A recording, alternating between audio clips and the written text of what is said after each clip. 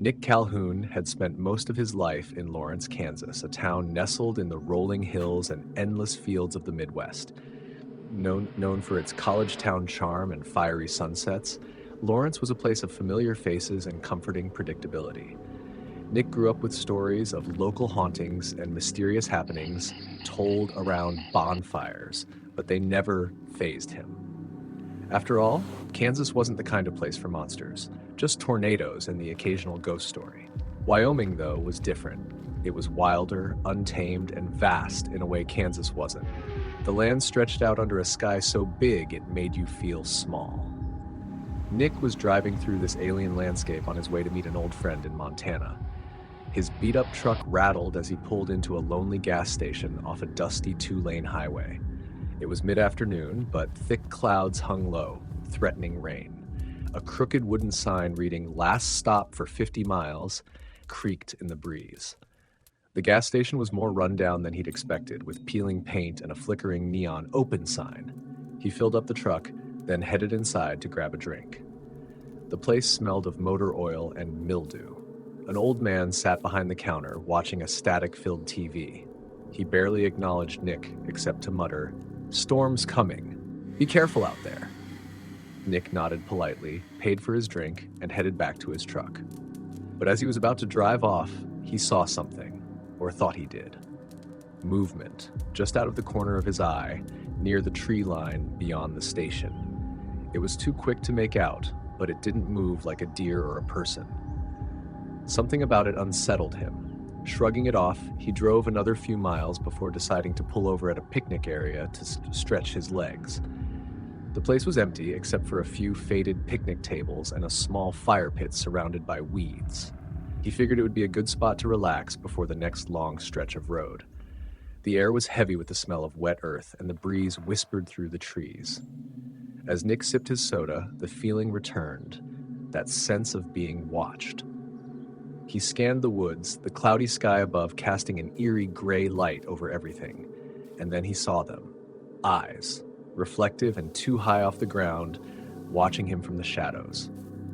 Nick froze. His mind flashed back to stories he'd overheard as a kid, tales of creatures that could mimic voices and appearances. Skinwalkers, the older kids had called them. He'd always laughed it off, dismissing it as just another campfire story meant to spook little kids. But now, standing alone in the Wyoming wilderness, he wasn't laughing. The eyes disappeared, and for a moment, everything was still.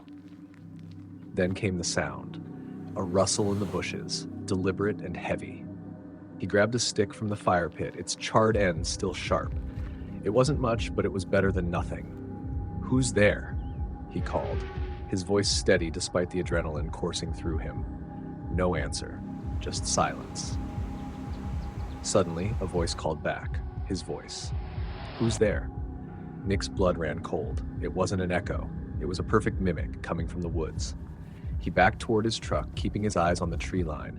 The rustling grew louder, and then it stepped out. The creature looked almost human, but its movements were all wrong, jerky, unnatural.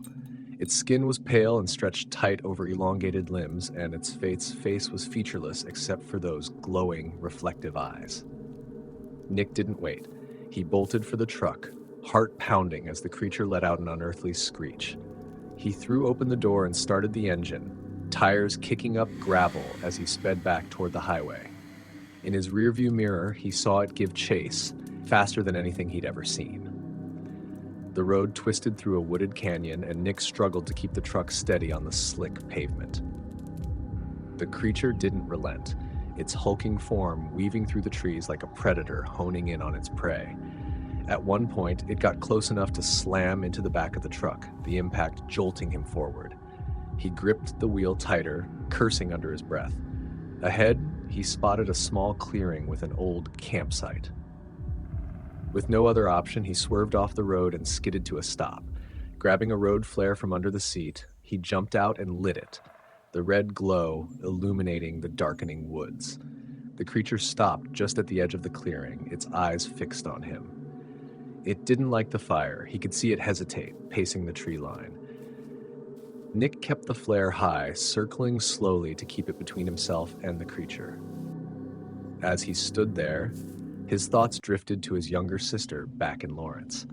She used to tease him for being the cautious one, always double-checking locks and insisting on plans.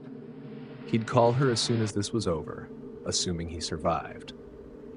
The standoff lasted what felt like hours, but eventually the creature retreated into the shadows. Nick didn't wait to see if it was gone for good. He threw the flare into the fire pit, watching it ignite into a small blaze, then sprinted back to the truck.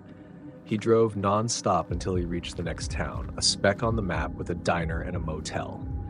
The waitress at the counter raised an eyebrow when he stumbled in, wild-eyed and covered in dirt. "Long drive?" she asked. "Yeah," Nick replied, forcing a weak smile. Something like that. He didn't tell anyone what had happened. Who would believe him? As he lay in the motel bed that night, the creature's eyes haunted his dreams. Wyoming had given him something he never thought he'd find. Proof that some stories aren't just stories.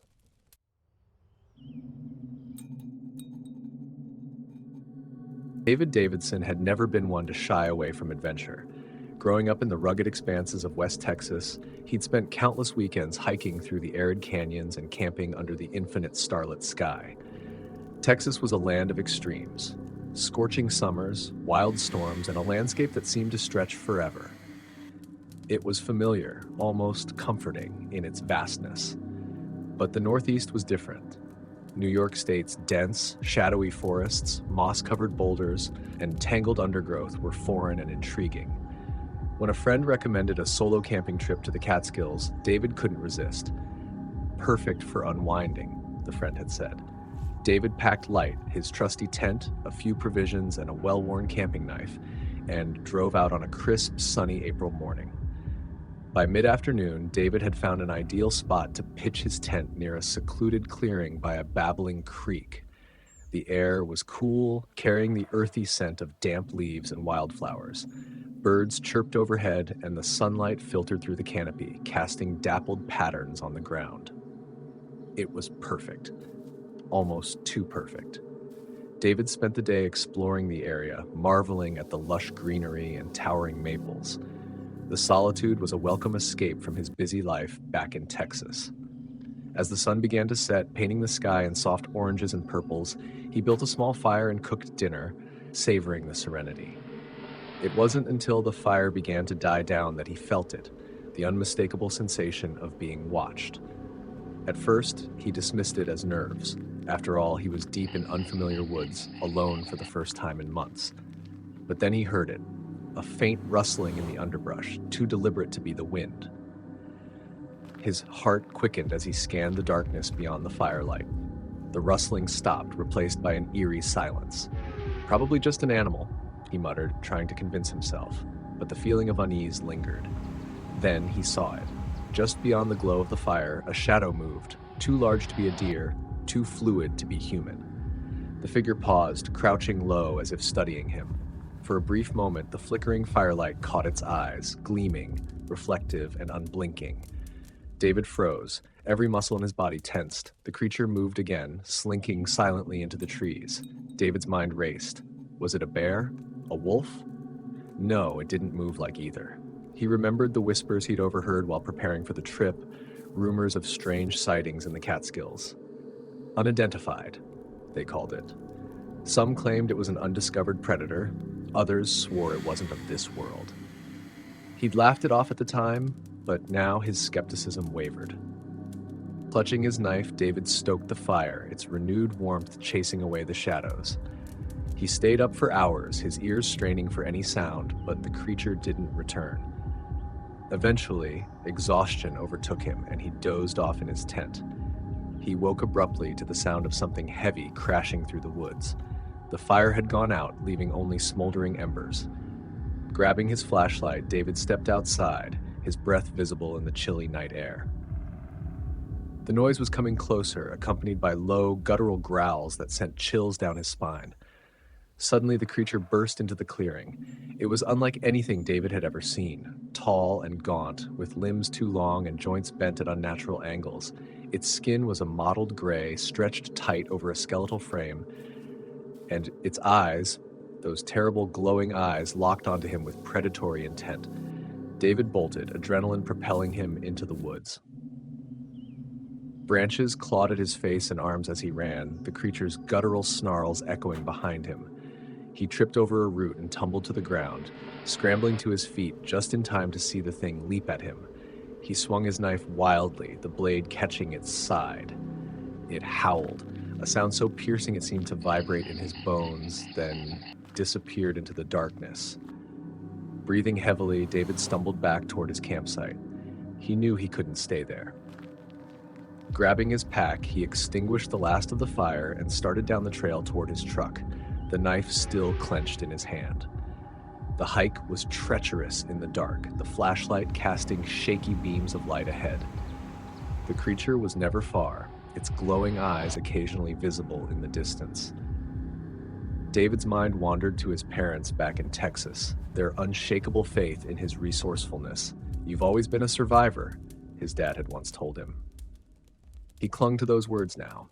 Hours passed in a blur of fear and determination. The sun began to rise, its pale light pushing back the shadows. David finally reached his truck, his legs weak and his hands trembling. As he climbed into the cab, he spotted a smear of dark, oily blood on his knife. Proof that whatever it wasn't invincible.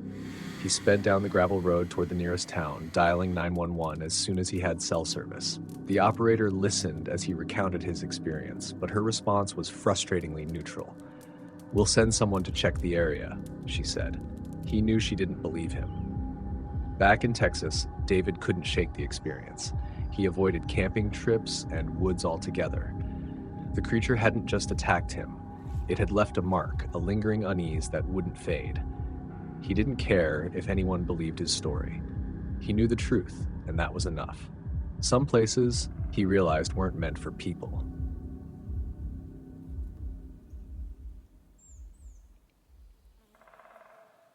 Chuck Davidson adjusted his cap as he leaned against the truck, taking in the fresh air of the Ozark Mountains. He had driven up with his two longtime friends, Dale and Mickey, looking for a change of scenery from the flat, arid expanses of Texas. Chuck's hometown, Lubbock, was the kind of place where dust storms were as much a part of life as high school football.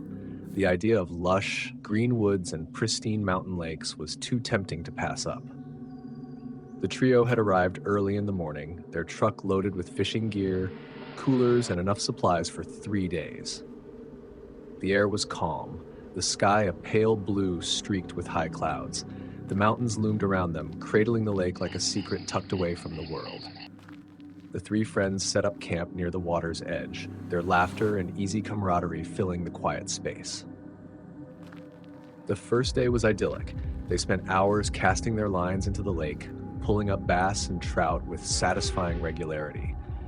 Dale told jokes that had them doubling over with laughter, while Mickey kept busy showing off his expert casting techniques, which mostly resulted in tangles. Chuck, ever the steady one, just enjoyed the stillness of it all, the kind of quiet he hadn't realized he'd been missing. That night, they built a fire and cooked their catch, savoring the flaky fish and the warmth of the flames against the cooling night. But as the fire began to die down, a strange stillness settled over the area. Chuck noticed it first, the absence of crickets, frogs, or any of the usual nocturnal sounds. It was as if the woods were holding their breath. "You hear that?" he asked, breaking the silence. "Hear what?" Mickey replied, tossing another log onto the fire. "Exactly," Chuck said, scanning the darkened tree line. His voice was low, and there was a tension to it that made the other two pause. Before they could comment, there was a rustling in the underbrush. Dale froze, his hand gripping the handle of the hatchet he'd been using to split kindling. The rustling grew louder, then stopped. A pair of faintly glowing eyes appeared in the darkness, low to the ground and unblinking. "What the hell is that?" Mickey whispered. Chuck felt his stomach tighten. He'd read stories online about the Rougarou, an elusive, werewolf-like creature rumored to haunt places like the Ozarks. Most dismissed it as a tall tale to scare campers and hunters. Chuck had laughed at those stories, but now, staring into those glowing eyes, he wasn't so sure. The figure moved, slinking into the shadows with an eerie silence. Chuck felt his heart hammering in his chest as he strained his ears. The silence dragged on, oppressive and unnatural, until a sudden, guttural growl erupted from the darkness. "Get in the truck!" Chuck yelled. The three of them bolted toward the vehicle, abandoning the fire. As they ran, Chuck heard the heavy thud of something large moving through the undergrowth behind them. They reached the truck and scrambled inside, locking the doors. Mickey fumbled for the keys, his hands shaking as he tried to start the engine. The headlights clicked on, illuminating the forest ahead and the creature. It stood upright now, its gaunt, muscular frame towering over the hood of the truck. Its face was twisted, somewhere between human and animal, with long, matted fur and unnaturally large claws. Chuck saw a flash of its teeth, sharp and yellowed, before it let out a deafening roar and charged the truck. The windshield cracked under the force of its claws, and Mickey floored the gas. The truck lurched forward, throwing the creature off balance, but not before one of its claws slashed through the open side window, catching Dale's arm. Dale cried out in pain, clutching the wound as blood seeped through his fingers. They sped down the dirt road, the creature's snarls fading into the distance. Chuck turned to check on Dale, tearing strips from his shirt to wrap the wound. "It's not too deep," Chuck said, though his voice betrayed his fear. The drive back toward town was harrowing. The dirt road twisted through dense woods, and the sense of being pursued never left them. The truck's radio had no signal, and their phones were useless this far into the mountains. They debated whether to stop and make camp, but Dale's injury was growing worse, and the chances of navigating the rugged terrain in the dark were slim. Eventually, they found a small clearing and built another fire, more out of desperation than confidence. Chuck kept his knife at his side, his eyes scanning the darkness. The calm of earlier that day seemed like a distant memory now. Mickey tried to lighten the mood with a story about a fishing trip gone wrong, but the tension was palpable. Chuck's thoughts drifted to his younger sister back home.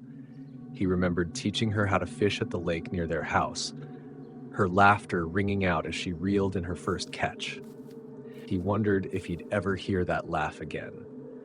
The hours dragged on, the fire crackling as the only sound. At one point, Chuck thought he saw those glowing eyes again, but they disappeared as quickly as they'd appeared. None of them slept, and when the first light of dawn filtered through the trees, they packed up and continued toward town. The creature struck again, just as they reached the main road. It leaped from the trees, slamming into the side of the truck. Mickey swerved, nearly hitting a tree, but kept the truck moving.